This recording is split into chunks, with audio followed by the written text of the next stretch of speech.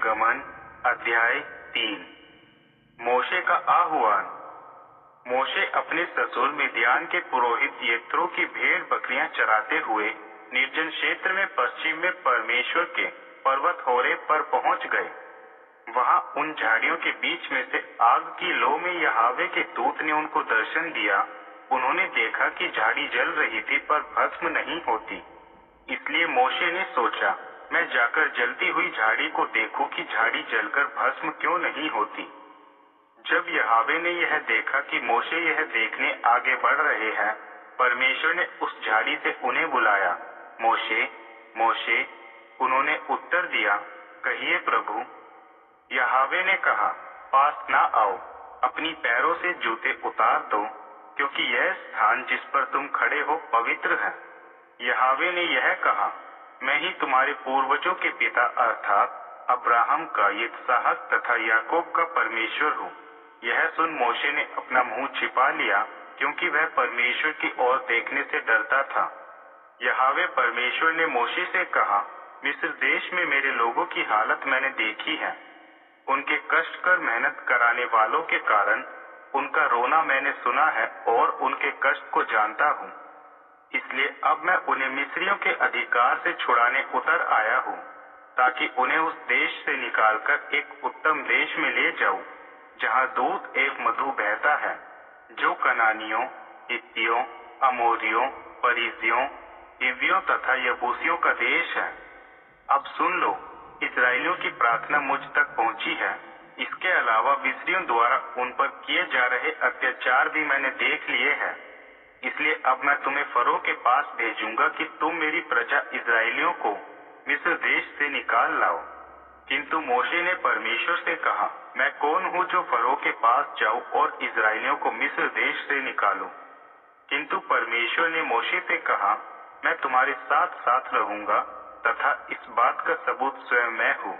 जब तुम मेरी प्रजा को मिस्र देश से निकाल चुके होगे, तब तुम इसी पर्वत पर परमेश्वर की आराधना करोगे। यह सुन मोशे ने परमेश्वर को उत्तर दिया, यदि मैं इस्राएलियों के पास जाकर उनसे कहूँ, तुम्हारे ही पूर्वजों के परमेश्वर ने मुझे तुम्हारे पास भेजा है, और वे मुझसे पूछे, क्या है उस परमेश्वर का नाम, तो मैं उन्हें क्या नाम बताऊं। परमेश्वर ने मोशे को उत्तर दिया, मैं वही हूँ जो मैं हूँ।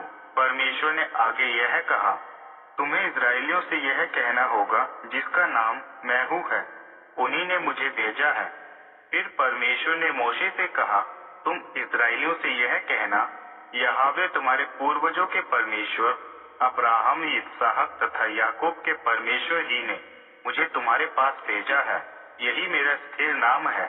सब पीढ़ी से पीढ़ी तक स्मरण रखने का मेरा नाम यही है।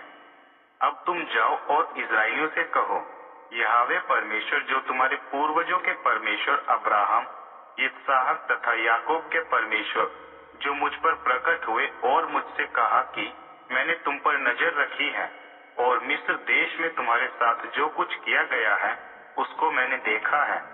इसलिए मैंने यह वायदा किया कि मैं तुम्हें मिस्र देश में हो रहे कष्ट से बाहर निकालूंगा और कनानियों, हित्तियों, अमोरियों, परिज्जियों, हिव्वियों तथा यबूसियों के देश में ले आऊंगा, जहाँ दूध एवं मधु की धारा बहती है। इस्राएल के प्रधान तुम्हारी बातों को सुनेंगे।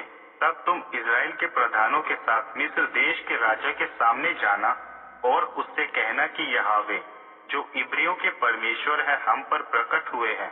अब हमें 3 दिन की यात्रा की दूरी तक निर्जन प्रदेश में जाने दें, ताकि हम यहोवा को जो हमारे परमेश्वर है बलि अर्पित कर सकें। लेकिन मुझे मालूम है कि मिस्र देश का राजा तुम्हें तब तक जाने नहीं देगा जब तक उसे एक शक्तिशाली हाथ मजबूर ना करे।